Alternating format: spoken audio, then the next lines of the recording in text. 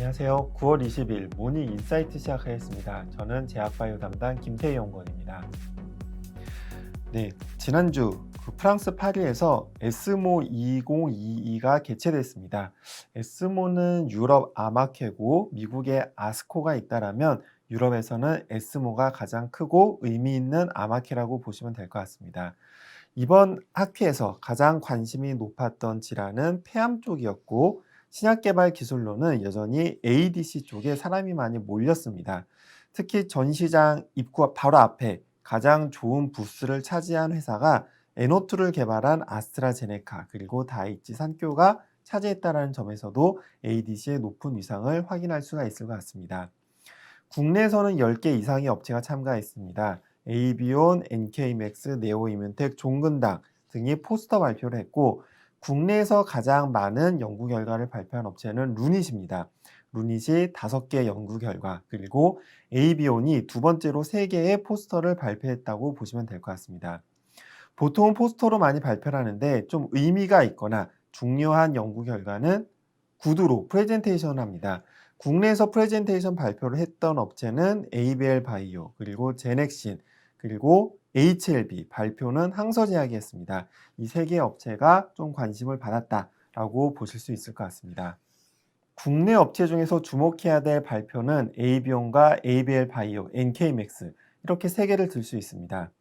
에이비온은 폐암 신약 ABN402를 개발하고 있습니다.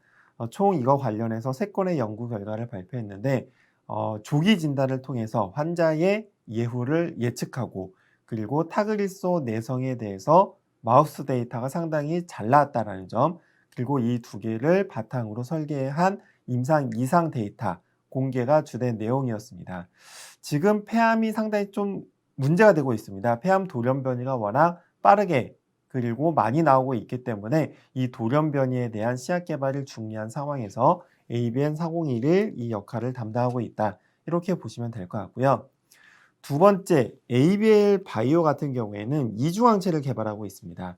그래서 지금 개발 중인 ABL602의 전임상 데이터를 공개를 했는데 보통 아스코도 그렇고 에스모에서도 그렇고 환자 대상 후기 임상 결과를 주로 발표합니다. 그런데 ABL은 전임상 결과임에도 발표하고 구두로 발표가 채택됐다라는 점에서 상당히 좀 의미가 있었다라고 보실 수 있을 것 같고 이 혈액암에 대해서 전임상 결과지만 안정성과 유효성이 매우 뛰어났고 경쟁 약물 J&J랑 메루스의 이중항체 대비해서 효과가 좋다라는 것을 이번 전임상에서 입증을 했습니다. 세 번째는 NK맥스입니다. NK맥스는 NK 세포 치료제 SNK021을 가지고 육종암 말기 환자 8명 대상으로 투약을 했습니다. 이 NK맥스 약물과 그리고 키투르다 혹은 옵디보 약물을 병용을 해갖고 투약을 했는데 반응률 37.5%를 달성했습니다. 반응률은 암이 30% 이상 줄어든 케이스를 말합니다.